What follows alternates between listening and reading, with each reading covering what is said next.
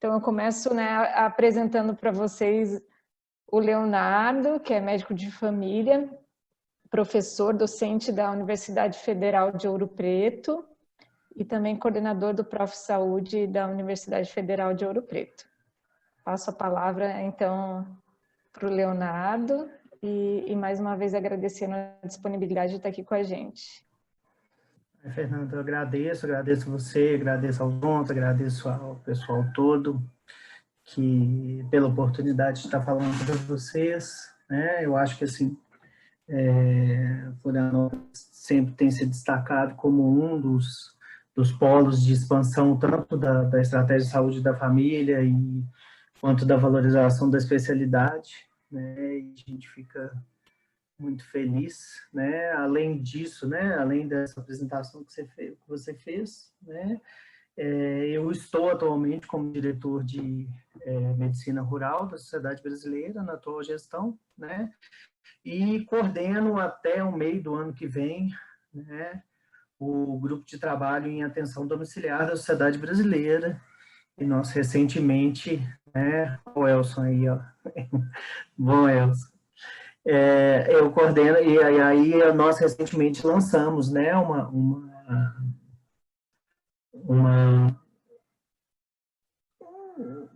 artigo, né, uma diretriz que a gente fez em parceria com a Associação Brasileira do Serviço de Atenção Domiciliar, justamente para discutir essas questões. Eu acho que é muito baseado nisso que eu vou fazer a apresentação hoje, né?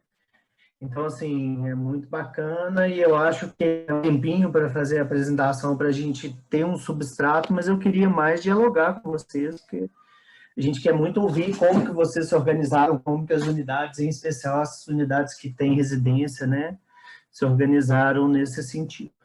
Tá bom? Eu vou compartilhar a tela aqui e vocês conseguem ver a tela? Tá tranquilo? Então, tá bom.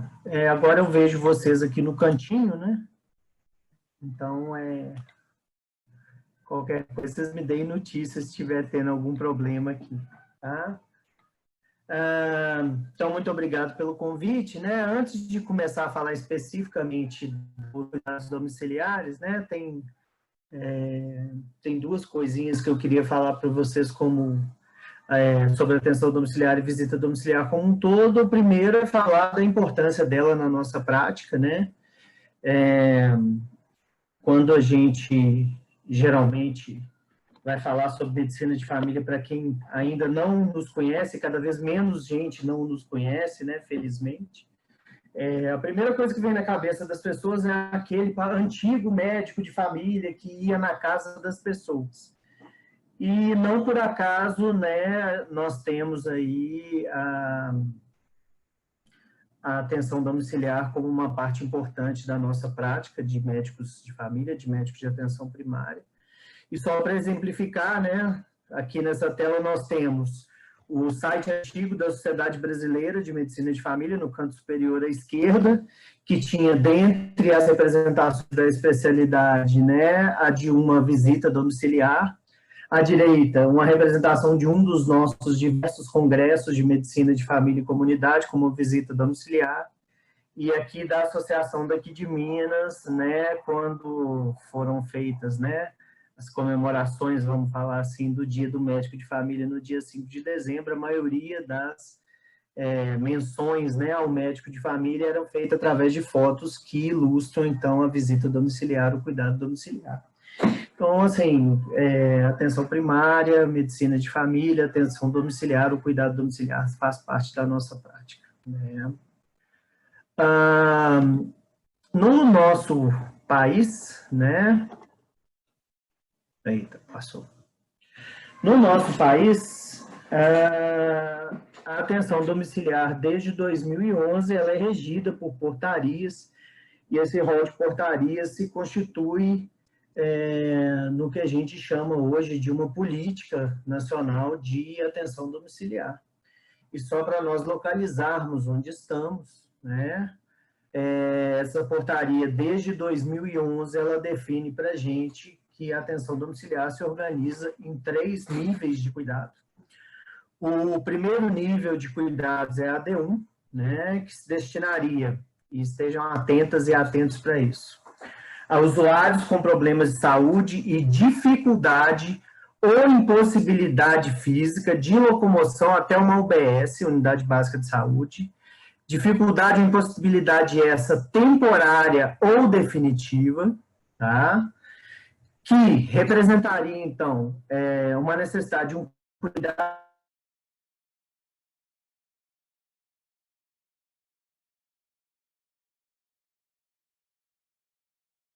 que não se enquadrassem nos critérios para a AD2 e para a AD3.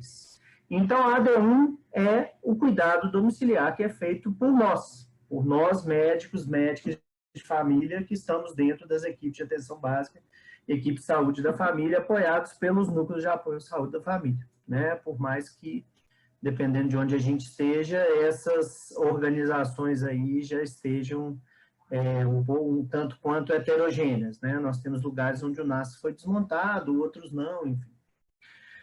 Mas a AD1 é nossa, né? Nossa responsabilidade. E aí nós temos outros dois níveis de cuidado, que são a AD2 e a AD3, que também são destinados a usuários com problemas de saúde, com dificuldade ou impossibilidade de deslocamento até uma unidade básica de saúde, né?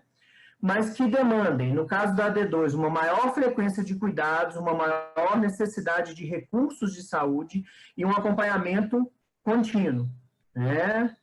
E no caso da AD3, além de tudo que define a AD2, além disso, a necessidade de uso de equipamentos ou realização de procedimentos específicos. Então, a AD2, gente, é para usuário que está saindo do hospital com antibiótico terapia venosa para completar a antibiótico terapia venosa em casa, é paciente com ferida complexa, né, lesão por pressão, lesão vascular complexa, que tem uma demanda de curativos complexos, de coberturas complexas, até que a atenção primária seja capaz de assumir esses pacientes, processo de adaptação a órtese, prótese, as sondas, as ostomias em geral, um processo, por exemplo, de cuidado de recém-nascido de muito baixo peso, até que ele tenha peso suficiente para ser acompanhado pela atenção primária. Então, essas são as situações clínicas que definem a AD2, tá?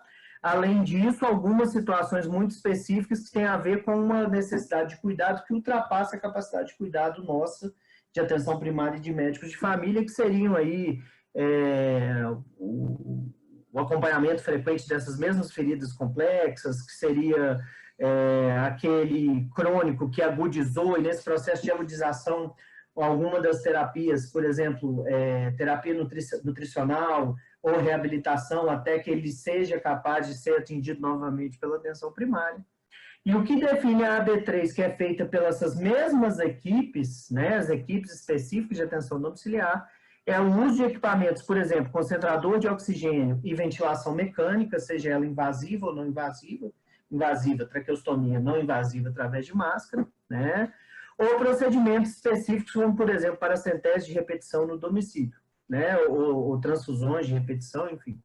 E aí, esse cuidado de AD2 e AD3 seria feito por equipes específicas, que são as equipes multiprofissionais de atenção domiciliar, apoiadas pelas equipes multiprofissionais de apoio, que tem mais ou menos a mesma relação que o NASF tem com as nossas equipes, é a relação que a ZEMAP tem com a ZEMAD, e que são conhecidas por todo mundo como os SAD, os Serviços de Atenção Domiciliar, né? Que antes de 2011 tinham uma nomenclatura diversa, era PAD, PID, SAD, CID, PAID, SAID, que era Programa ou Serviço de Atenção e Internação Domiciliar. E essas portarias, então, elas vieram para redefinir a atenção domiciliar no âmbito do SUS. Então, é importante a gente entender onde que a gente está antes da gente começar a discutir Covid como um todo, tá? Então, vamos em frente, vamos discutir um pouco o tema de hoje, que é, então, a visita domiciliar em tempos de pandemia, né? Muito do que eu estou falando aqui hoje, então, é baseado nesse material, né, que são as recomendações para atenção domiciliar em período de pandemia por Covid-19. Vocês devem ter recebido nos grupos de WhatsApp, né, há algum tempo. Se não receberam, está no site da Sociedade Brasileira. E o mesmo conteúdo está publicado também como artigo na Revista de Medicina de Família e Comunidade, na edição atual, edição de 2020. Né? Como eu disse para vocês, foi uma parceria, né, do Grupo de Trabalho em Atenção Domiciliar e a Associação Brasileira do Serviço de Atenção Domiciliar. Então, nós temos aí membros das duas entidades que escreveram, então, essas recomendações baseadas na melhor evidência disponível, que, por incrível que pareça, especificamente para as questões de isolamento, de Covid e mesmo de pandemias pregressas pandemias não, né? Porque pandemia, a última que nós tivemos foi faz um século, mais de um século. Mas, assim, em termos de epidemias, né? De países ou de conjuntos de países, não se chegou a fazer uma produção com o nível de evidência que a gente gostaria que tivesse para recomendar ou não o cuidado domiciliar nessas situações. Né? Mas eu vou começar com outro documento, que é esse documento que saiu em julho de 2020, né, a última edição, que são recomendações gerais da Sociedade Brasileira para Atenção Primária durante a pandemia de Covid-19. E nele, uma das recomendações foi especificamente construída pelo Grupo de Trabalho em Atenção Domiciliar, onde a gente fez essa pergunta pico aí. Né? Então, a pergunta pico foi, né, em pessoas, né, com condições crônicas em geral, os cuidados domiciliares comparados a cuidados ambulatoriais. Então, a intervenção, cuidados domiciliares, controle de cuidados ambulatoriais, promovem melhores desfechos, e aí a gente ampliou para quaisquer desfechos, né? Poderia ser menor mortalidade, menor morbidade, maior contaminação, poderia ser sequela, poderia ser internação, durante essa fase de distanciamento social, isolamento social devido à pandemia de Covid. E uma coisa que nós vimos é que, primeiro, com todos os unitermos a gente não achou nada, e a gente foi reduzindo unitermos, até que a gente chegou a vários artigos, mas todos eles artigos que tinham como qualidade cartas ao editor, editoriais, artigos de opinião, nenhum deles, né, artigo que seria artigo, por exemplo, de comparação mesmo da intervenção com o controle. O máximo que a gente teve foi um relato de experiência, né, sobre a questão do cuidado domiciliar em tempos de Covid. E aí, assim, no nosso sumário executivo, as evidências nos sugeriram que, para pessoas com condições crônicas, percebam que nós estávamos falando o seguinte, nós não estávamos nem falando de manter ou não manter o cuidado de pessoas em regime de atenção domiciliar na época de pandemia. Nós estávamos perguntando se o cuidado domiciliar poderia ser uma opção para pessoas com condições crônicas. E aí as evidências que a gente encontrou sugeriam que, caso a pessoa já estivesse em cuidados domiciliares, a gente deveria manter o atendimento. Os cuidados domiciliares, eles poderiam e deveriam se beneficiar das tecnologias de comunicação, tais como telemedicina, telecentro, teletriagem, mas que não tinha evidência para recomendar, nem para descartar o cuidado domiciliar como uma estratégia de cuidado para as pessoas vivendo com doenças crônicas em casa, que não estavam indo na unidade por causa de Covid-19, né, por causa da pandemia. E aí, assim, isso motivou muito o grupo de trabalho em atenção domiciliar realmente em começar a procurar e estabelecer recomendações a partir das evidências que não existiam, na verdade, né? Porque se vocês verificarem o mecanismo de busca, o nosso mecanismo de busca foi cuidado domiciliar e Covid-19, né? E aí, assim, nada menos específico do que isso, e mesmo assim foram encontrados apenas 32 artigos, a maioria deles, né, não abordava a atenção domiciliar como um todo, ou não abordava a questão específica da Covid-19, tá?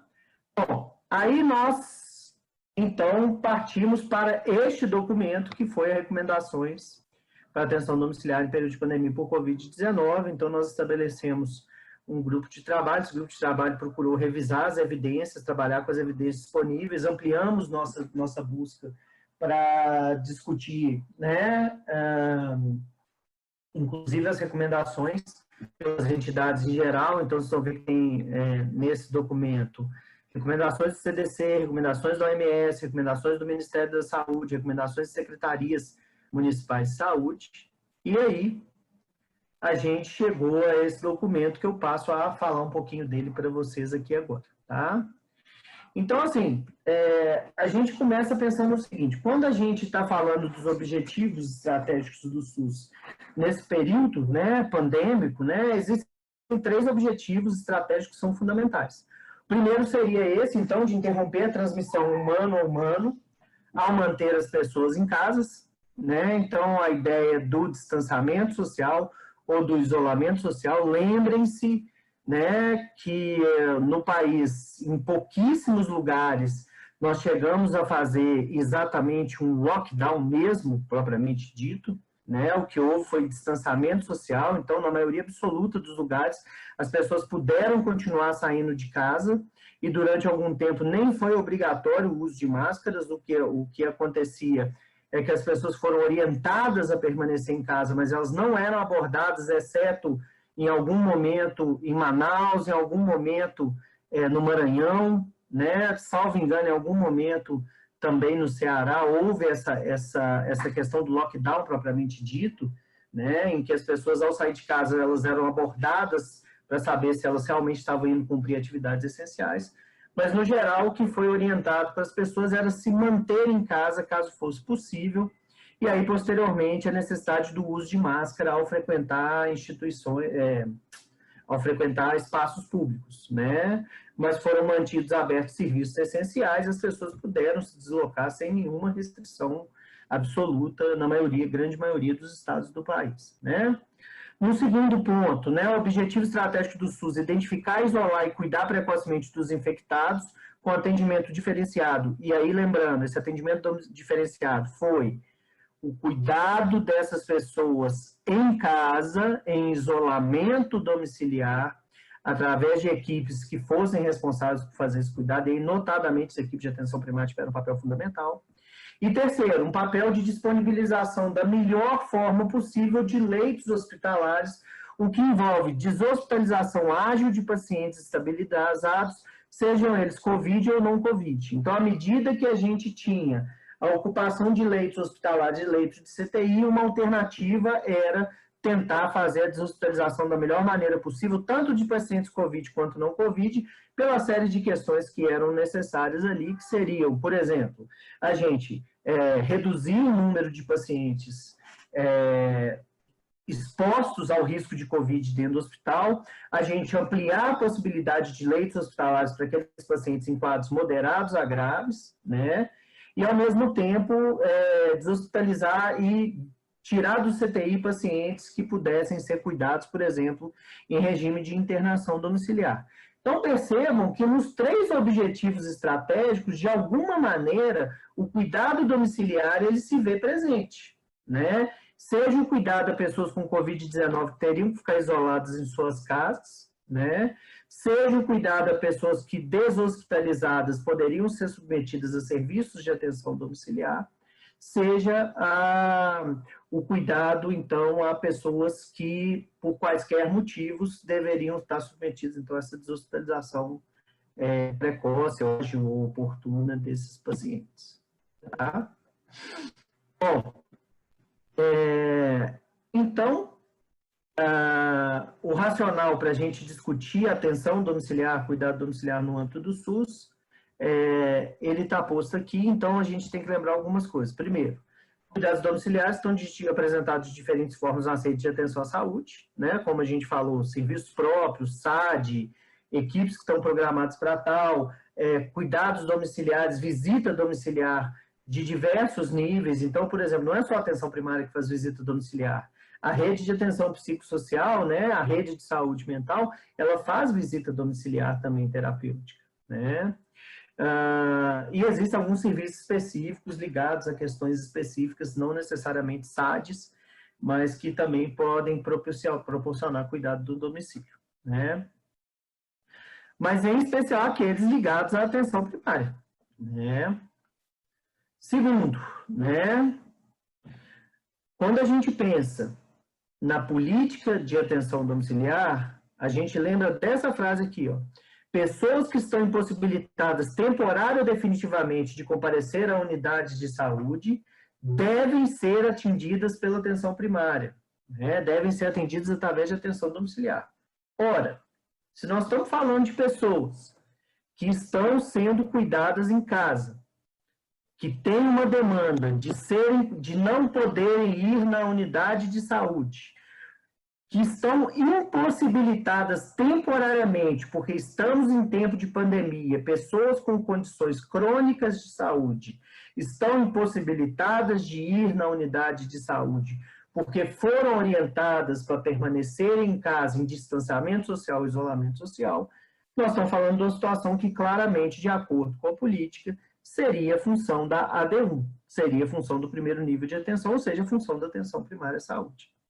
Então, essas pessoas que estão impossibilitadas, porque a unidade básica de saúde, a unidade de atenção primária, ela está aberta para cuidados a pessoas sintomáticas respiratórias, e que com isso, essas pessoas são grupo de risco por terem doenças crônicas, sejam elas pulmonares ou não, né? Diabetes, por exemplo, né? Para falar as não pulmonares. E aí a gente tem a impossibilidade dessa pessoa e a orientação para que ela fique em casa, teoricamente, isso por si já seria uma definição de cuidado domiciliar, né?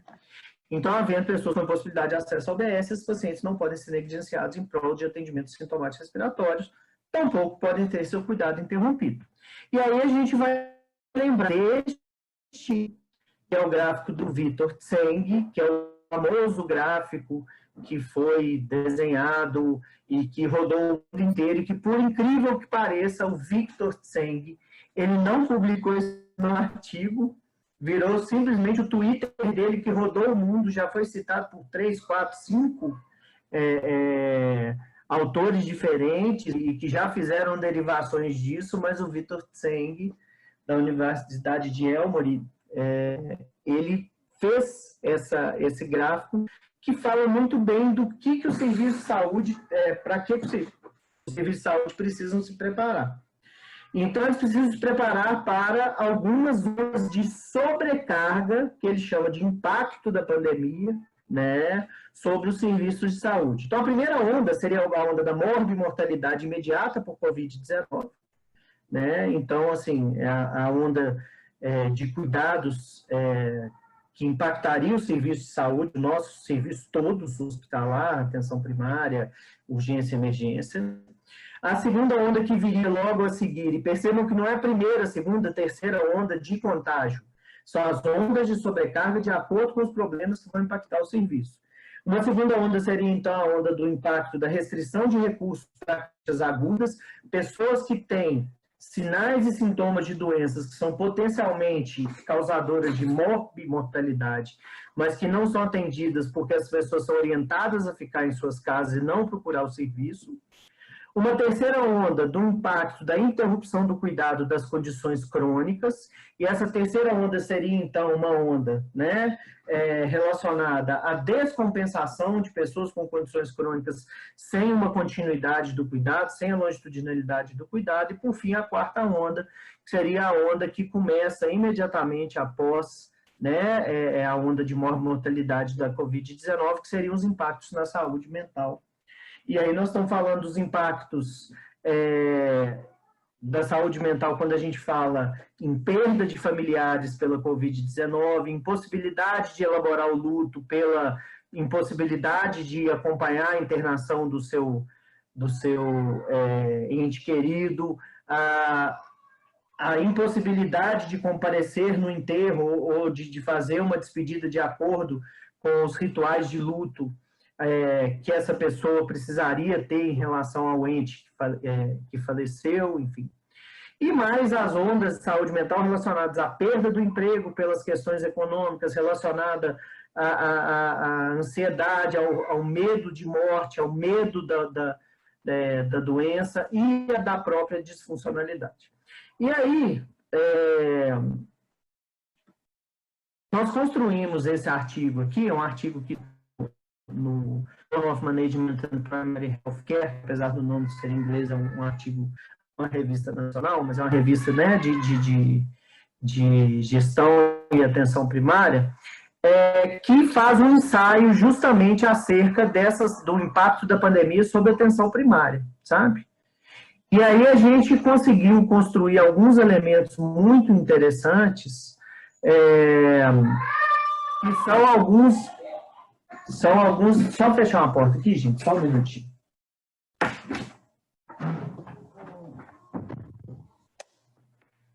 Vocês me perdoem. Coisas de pandemia. Mas, enfim, que a gente percebeu que o impacto específico na atenção primária ela é muito diferente, ou relativamente bem diferente das ondas de sobrecarga que a gente percebe como prováveis quando a gente está falando do serviço de saúde como um todo, né? Então, nesse ensaio, a gente percebe que, primeiro, nós vamos ter, na primeira onda, a morte e mortalidade imediata pela Covid-19, mas que vai vir pela segunda onda de contágio, que muito provavelmente vai acontecer aqui, assim como acontece neste momento no hemisfério norte, mas também das sequelas de Covid-19, que era uma coisa que inicialmente nós não estávamos prevendo, né? Quando a gente estava no início da pandemia, a gente não previa que isso seria significativo, mas que realmente é uma coisa muito importante, né? Tanto as sequelas de sarcopenia, né? de perda de força muscular, das escaras, né? Das lesões por pressão, etc., mas também a necessidade de reabilitação, por exemplo, pulmonar. Nós temos visto uma série de pacientes chegando na atenção primária com uma demanda de reabilitação pulmonar, por exemplo, no pós-Covid imediato, né? Nós, né, nesse ensaio, nós entendemos que na atenção primária a gente não diferencia problemas agudos de problemas crônicos. Então, assim, a gente entende, né, que, obviamente, a não procura por problemas agudos vai vir um pouquinho antes da não procura pela descompensação dos problemas crônicos, mas que a gente não diferencia por dois motivos. Primeiro, que tanto agudo quanto crônico nos procuram. E segundo, que a mesma pessoa nos procura. Então, essa pessoa que vai nos procurar, ela não vai ser agudo no momento e crônico, não vai ser uma pessoa com problema agudo, outra pessoa diferente com um problema crônico.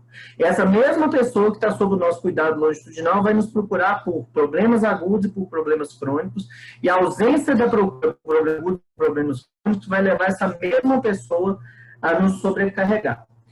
E, obviamente, no âmbito da atenção primária, nós vamos ter um rebote de demanda, né, de impacto, de pressão assistencial por sequelas das descompensações dos problemas agudos e crônicos que vão estar presentes aí para o nosso cuidado a partir do momento que o problema agudo não foi solucionado e ele gerou morbidade, e isso vai nos levar a uma pressão assistencial por causa disso, ou, por outro lado, né, o problema crônico que descompensou da mesma forma vai nos levar a sequelas, vai nos levar descompensação e sequelas que vão virar uma pressão assistencial maior no âmbito da atenção primária.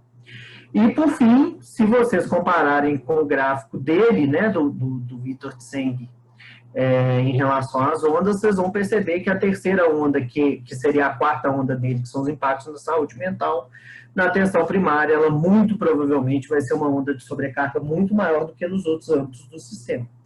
Por quê? Porque nós somos porta de entrada, nós somos fonte de acesso, nós somos cuidado longitudinal, e porque as pessoas vão nos procurar por questões não médicas que elas não vão procurar o serviço de urgência. Então, é na atenção primária que a pessoa fala assim, olha, eu não consegui despedir do meu ente querido, eu não consegui elaborar meu luto, eu estou achando que eu estou adoecendo, mas na verdade é porque é um luto mal elaborado, por questões sociais, né, relativas à perda do emprego, redução do poder aquisitivo, enfim, todas essas questões vão fazer com que nós tenhamos uma maior sobrecarga da saúde mental.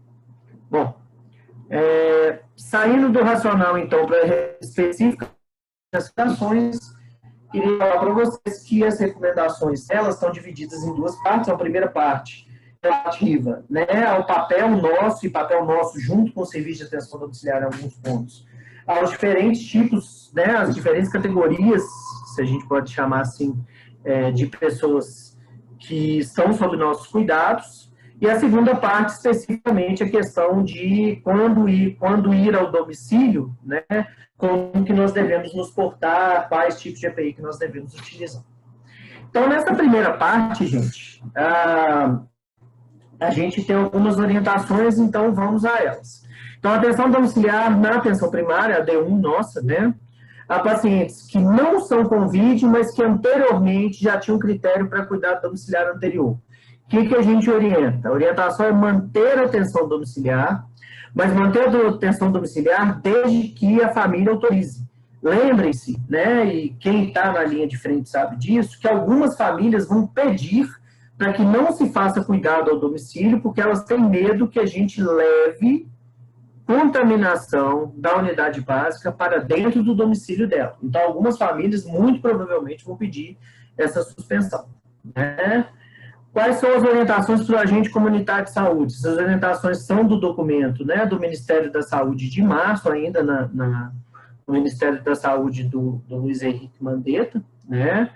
E as orientações são que o ACS evitasse o intradomicílio, que fizesse visitas no peridomicílio, priorizando aqueles pacientes de risco e, obviamente, fazendo uso dos equipamentos de proteção individual adequados, que é o que nós vamos falar ali na frente, né? E que, para esses pacientes que estão com critério de cuidado domiciliar anterior, ou seja, pacientes que já eram AD1, né? A nossa ideia é associar a teleconsulta com cuidado presencial. Então, associar estratégias de cuidado que pudessem fazer a comunicação com esses pacientes do domicílio, e nós tivemos uma grande heterogeneidade de orientações das diferentes secretarias de saúde, né?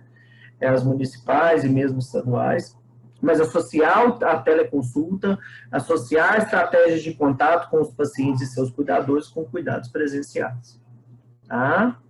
Ainda dentro disso, uma das coisas que nós descobrimos era uma lógica que realmente já existia um pouquinho antes, ele foi criada num outro contexto, mas que passou a ser aplicado, por exemplo, lá na Itália, que era um mecanismo de dupla triagem, né, a doppio triagem, que seria, na primeira triagem, fazer a identificação de se os pacientes estariam em risco ou não para Covid-19 um dia antes da visita programada a pessoas com critérios de atenção domiciliar, e aí era feito um contato telefônico pelo profissional de enfermagem, e aí se houvesse critérios de risco nas últimas 48 horas para risco de Covid-19, esse paciente, em vez de entrar pelo cuidado pela equipe de atenção domiciliar, ele entraria no protocolo de cuidado específico para Covid-19, que dependendo de qual fosse, poderia incluir, inclusive, visita domiciliar mesmo. Né? E é uma coisa que alguns municípios fizeram mesmo, ativar a equipe de atenção domiciliar para a equipe de atenção primária para ir no domicílio fazer visita. E no segunda triagem, uma vez que feita a triagem que mostrasse que esse paciente não era um paciente de risco específico para atenção domiciliar no próprio domicílio, né, para Covid-19, então a estratificação e hierarquização com racionalização de agenda para vermelho, amarelo e verde, né? E aí classificando quais pacientes que deveriam ser visitados com prioridade. Esse protocolo foi feito muito no sentido de evitar que a equipe se contaminasse com profissionais com pacientes no domicílio, né? Mas se a gente for pensar, todo paciente tem, né, suspeita de Covid-19, a não ser as equipes de resposta rápida, específicas para coleta, na grande maioria dos casos foram pacientes que a gente atendeu no âmbito da atenção primária, né? A não ser, obviamente, aqueles pacientes de urgência, sabe? Bom, e aí são esses que estão aqui, que eu vou falar deles agora, né? Então, a atenção domiciliar na atenção primária D1 a pacientes Covid-19 positivos.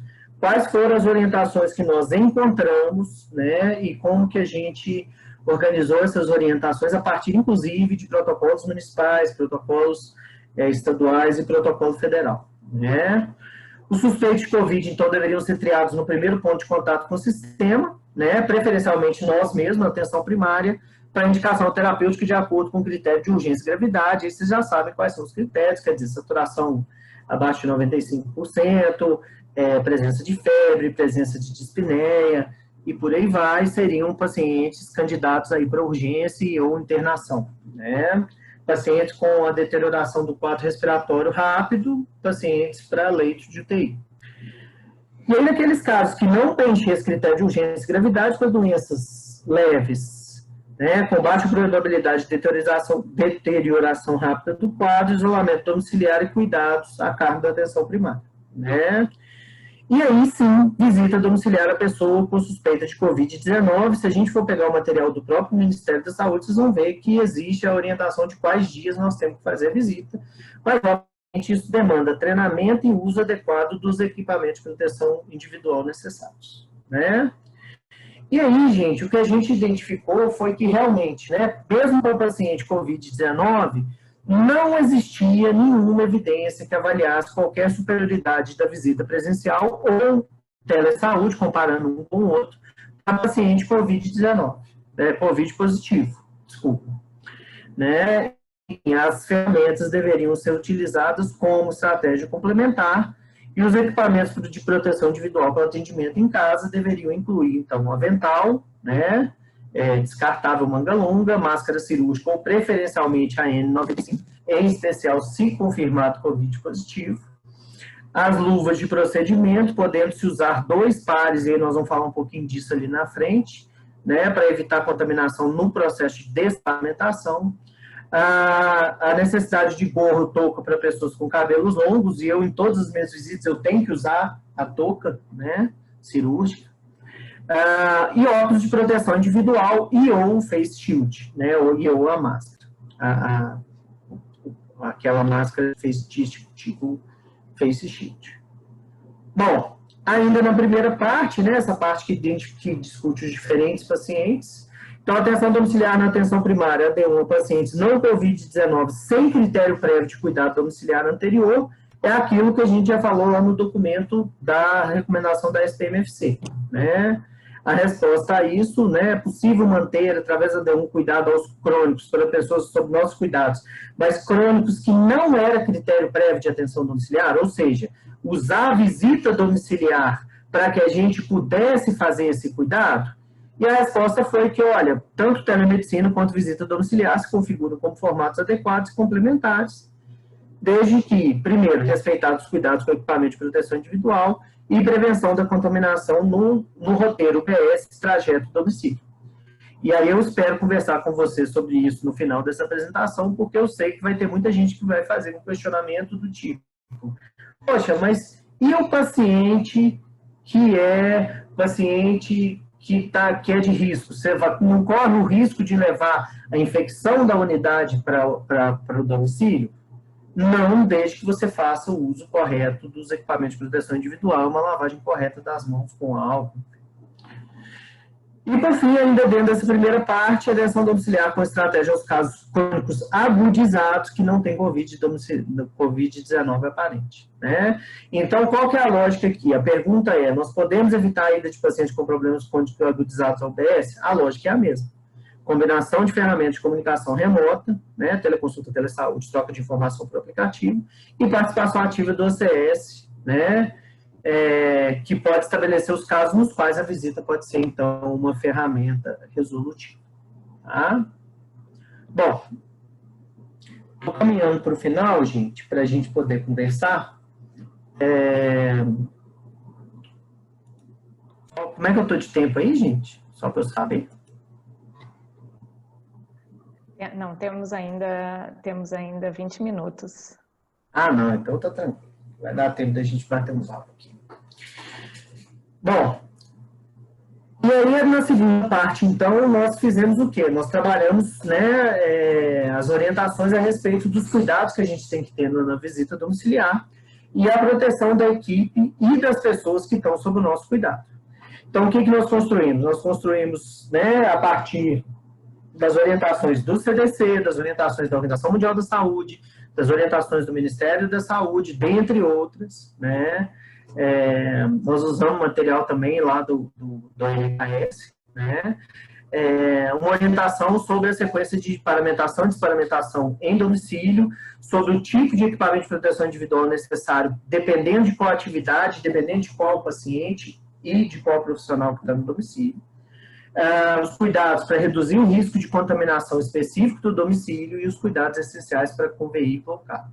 E aí, em todos eles, eu não vou entrar detalhadamente em todos, mas existem as orientações, por exemplo, de como quando você vai fazer visita, quantas pessoas tem que estar no carro, o que você tem que fazer em termos de risco de contaminação dentro do veículo, a área suja e limpa não, que não é o termo mais adequado, né? Mas a área contaminada e a área livre de contaminação, que você tem que estabelecer no veículo para evitar a contaminação, né? E a paramentação e desparamentação de uma forma adequada, dependendo de onde você estiver no domicílio. Para ver aqui. Então, nós fizemos esse checklist, né? O checklist, ele é baseado, então, como eu disse para vocês, nessas orientações. Então, na paramentação, que está aqui do lado esquerdo, né? Tirar brinco, anel, relógio, pulseira, etc., amarrar o cabelo, a famosa elástico, gominha, né? Conferir se você possui todos os equipamentos de proteção individual necessários e fazer a higienização das mãos. Colocar um primeiro par de luvas inicialmente, se você for fazer a paramentação com 2 pares, isso depende muito da disponibilidade desse EPI especificamente, mas a lógica do primeiro e segundo par de luvas é muito mais no sentido de evitar a contaminação na desparamentação, né? Então, primeiro par de luvas, vestir o avental, colocar a máscara cirúrgica ou N95, fazendo, né, a avaliação se a vedação do ar está correta ali, depois o gorro, depois óculos ou o protetor facial, face shield, e por fim o segundo par de luvas. Aí realizar o atendimento ao paciente, obviamente que essa paramentação completa, ela vai variar de acordo com a disponibilidade e também com o tipo de paciente. Então, se está no paciente de atenção domiciliar, que é traqueostomizado, é recomendado que você faça a paramentação completa. Por quê? Porque você vai ter contato com secreção de via aérea superior, dificilmente você não vai. Né? Paciente de ventilação mecânica, a própria pressão positiva da ventilação mecânica é um espalhador de secreções, né, e de vômitos no ambiente domiciliar. Né? E na desparamentação, a sequência de desparamentação seria luvas externas, tira o avental, tira o protetor, tira o gorro, tira a máscara. Tirou a máscara, retira o segundo par de luvas, faz a higienização das mãos, limpeza dos materiais utilizados, descarte daquilo que for descartável em saco branco, leitoso, e nova higienização das mãos. E aí, se você não está usando 2 pares de luvas, tirou o avental, higieniza as mãos, protetor facial ou óculos, gorro, tirou a máscara, higienize as mãos novamente, e aí você vai, então, fazer o descarte e higienizar as mãos novamente. Tá? Então, essa que é a sequência. Essa sequência é baseada nas recomendações tanto do Ministério quanto do CDC, por exemplo. Tá? Nós também fizemos, então, recomendações de acordo com o tipo de paciente, o tipo de atividade e o tipo de procedimento. Né? Então, pessoas com sintomas respiratórios, para qualquer atividade no domicílio, as pessoas têm que se distanciar pelo menos 1 metro, usar máscara cirúrgica, o cuidador do paciente, né?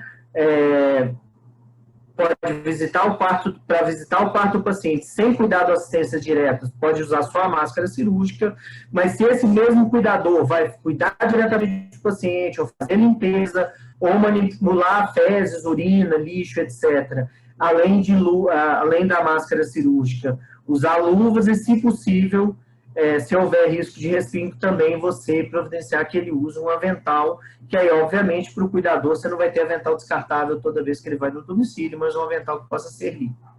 No caso do profissional de saúde, né, se ele tiver em cuidado direto, assistência à pessoa, por exemplo, com Covid-19 em casa, aqui nós já estamos falando, então, de pacientes com Covid-19, máscara, luva, máscara cirúrgica, avental, luva e óculos. E, caminhando para o final já,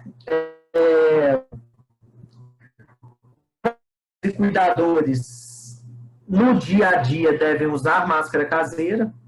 A gente tem orientação de usar um pano umedecido com água sanitária na porta de casa para higienização da sola do sapato quando as pessoas entram no domicílio.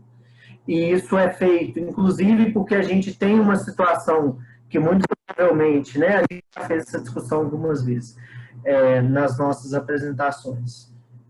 Tem gente que o paciente deixa o sapato do lado de fora. E a gente fica naquele meio do caminho, né? Quer dizer, se você tira o sapato, você está se expondo à contaminação. Se você entra com o sapato, você pode estar levando contaminação para dentro do domicílio.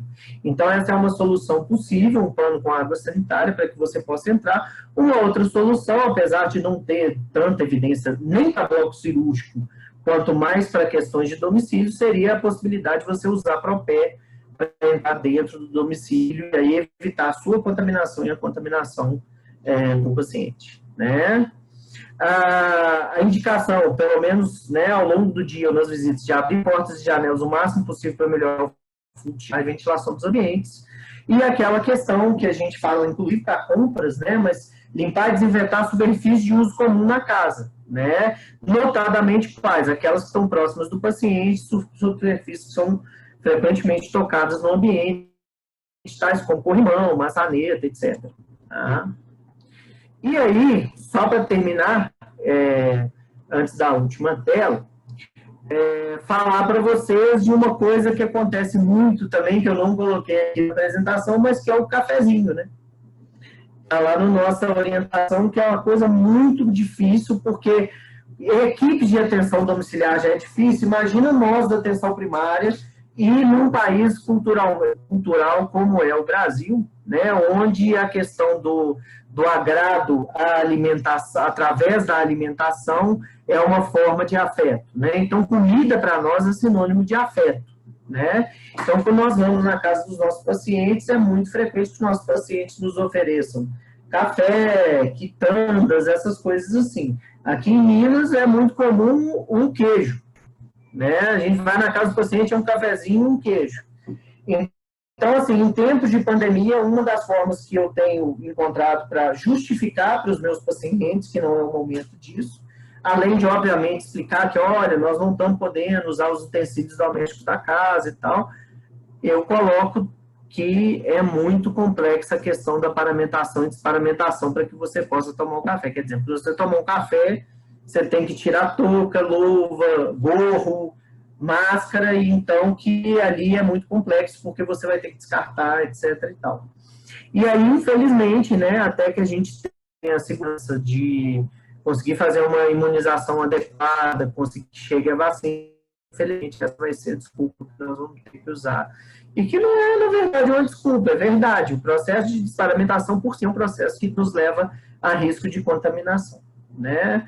Lembrando que quem vê cara não vê Covid, né? Tem muitas pessoas assintomáticas, ou ligossintomáticas, ou pré-sintomáticas, e que a gente pode estar sendo, então, contaminado por Covid quando a gente está tomando café num copo da casa dessas pessoas, tá bom?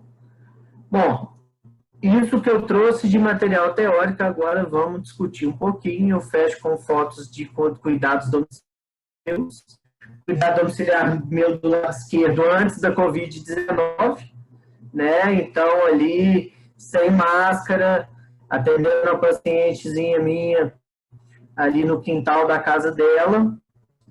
E agora, nos tempos atuais, como que nós estamos fazendo, então, nossos cuidados domiciliares com touca, óculos, máscara N95 por baixo e máscara cirúrgica por cima, para aumentar a duração da N95, você descarta a cirúrgica e a N95 você pode usar por um tempo maior, tá bom? Agradeço mais uma vez o convite, viu, Fernando? Fico à disposição aí para a gente começar a conversar. Obrigado. Eu vou começar aqui, então, falando um pouquinho a gente, na nossa realidade aqui, Léo, muitas vezes as equipes ficam geograficamente um pouco distantes de alguns domicílios, e a gente, ou áreas de morro que são de difícil acesso, a gente utiliza muito carro. Só que a gente não tem um carro da prefeitura disponível sempre para as visitas, e tem muitos colegas aqui na rede que fazem visita com o próprio carro. E surgiu esses dias essa questão, assim, como fazer. Daí um colega disse, eu ponho todo o material no porta-mala e daí me visto, né, me paramento na frente da casa, daí ponho já um saco preto lá para descartar e me desparamento depois também na frente da casa, e aquele saco eu já volto para a unidade e daí já coloco no lixo, né, contaminado. Mas queria ver se tem algum outro jeito, como é que vocês estão fazendo assim para ter essa troca, porque isso é uma realidade bem frequente. E também tem o carro da prefeitura, que normalmente vai o motorista quando vai. Se tem algum outro cuidado que a gente deve ter quando tem, enfim, um motorista e às vezes a enfermeira junto também. Assim, a gente, uma das orientações é no máximo 4 pessoas no carro, com os vidros todos abertos, porque aí você diminui o risco de contaminação entre os membros da equipe, isso é um ponto. Então, não encher o carro com 5 pessoas, então, as pessoas, cada um na sua janela, vamos falar assim, e janelas abertas, né? É recomendado pelo menos o uso de máscara dentro do carro, né? É um ponto que é necessário que a gente realmente que a gente tenha. Lavagem das mãos antes e depois. Então, assim, entrou no carro, lava as mãos.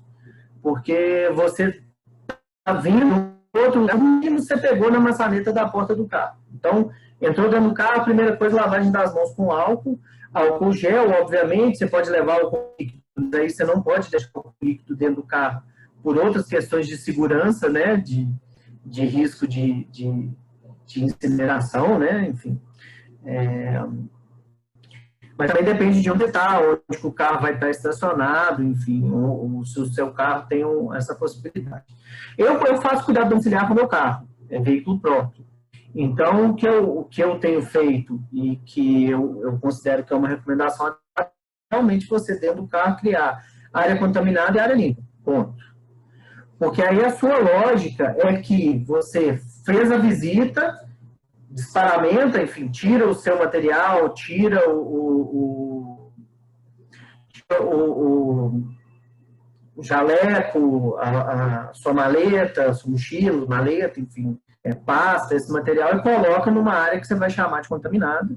E aí você vai entrar dentro do veículo, mantendo a alimentação dos EPIs aqui da face, todos que você estiver usando, você não vai tirar, e aí você lava suas mãos, né, com álcool, lembrando que lavagem das mãos, né, palma, dorso, entre os dedos, lembrar que você tem que fazer aquele movimento assim, limpar os dedos, polegar e pulso, né, então assim, usando álcool e fazendo todo o movimento adequado de lavagem completa das mãos, né? E aí você tem que ter a área contaminada mesmo. Essa área contaminada, no meu caso, como eu faço visita domiciliar sozinho, ou no máximo acompanhado com enfermeiro, então assim, a parte posterior do carro é a parte que eu uso para colocar as coisas que eu uso dentro do domicílio. Tem algumas coisas que são muito difíceis, e aí assim, o melhor é você considerar que sua maleta nada e ponto, porque você vai usar caneta, você vai bater carimbo, né? Então, assim, parte do princípio que é tudo contaminado. Lembrando que, se você usa o mesmo veículo de trabalho para lazer com sua família, apesar da gente estar saindo muito pouco, né? Você tem que lembrar que você tem que esperar de 2 a 3 dias para poder usar aquele espaço dito contaminado como um espaço em que o seu filho, seu cônjuge possa fazer uso do veículo. Por isso que o porta-mala é uma opção mais interessante. Agora, o porta-mala vai te tomar mais tempo entre uma visita e outra, mas é uma situação que é mais adequada.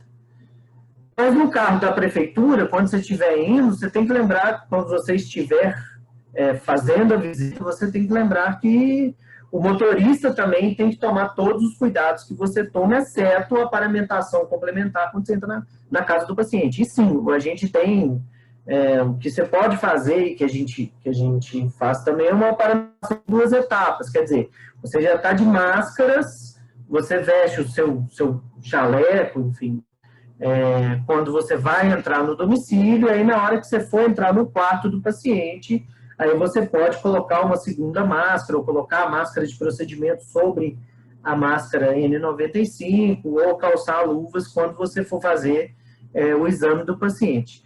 Tem uma outra coisa que eu tenho feito recentemente que tem sido bom para evitar a contaminação cruzada, que é usar também uma luva no estetoscópio. Colocar um terceiro par de luvas no estetoscópio, porque aí quando você faz a ausculta do paciente, você não tem o contato do seu estetoscópio com a pele de nenhum deles, e isso reduz a probabilidade de contaminação. Mas, de qualquer forma, depende da quantidade de EPI que você tiver, depende se não tiver em falta, enfim. Acho que agora os estoques já normalizaram, né? Câmbio. Ótimo, esclareceu muito. E fica aberto aqui, e pessoal, quem tem mais dúvida, aproveitem, que esse é um tema, né, que é, enfim, que eu acho que gera bastante dúvida. O professor de pediatria está ali, ó. Fala de pediatria. Fala, Elson. Elson fez uma pergunta ali. Aliás, tem umas perguntas no chat aqui, uns comentários no chat. Elson, sobre a ida de estudantes na visita. Comenta. Inicialmente, nós não voltamos, né, presencial, nós estamos à distância. Então, algumas coisas têm funcionado, os internatos têm funcionado, começaram a funcionar agora com um número reduzido.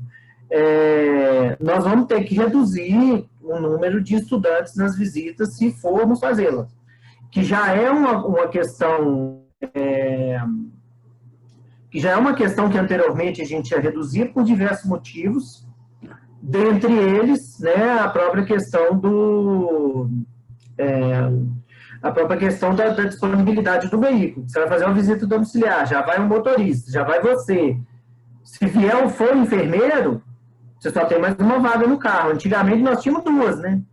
Porque aí você colocava 2 acadêmicos e ia fazer visita com eles. Agora, em tempos de pandemia, primeiro, eles não estão fazendo visita. Agora, se por acaso você tiver um interno, né, dentro do internato de medicina de família e comunidade, que estiver acompanhando o médico de família que for fazer visita, você vai fazer provavelmente com um acadêmico, e esse acadêmico tem que tomar os mesmos cuidados e tem que ter sido treinado para o uso dos equipamentos de proteção individual. Eu recomendaria que esse acadêmico, recomendaria por quê? Porque eu não estou acompanhando acadêmicos só à distância. O que tem tido, o foco que manteve o atendimento foi o internato, né?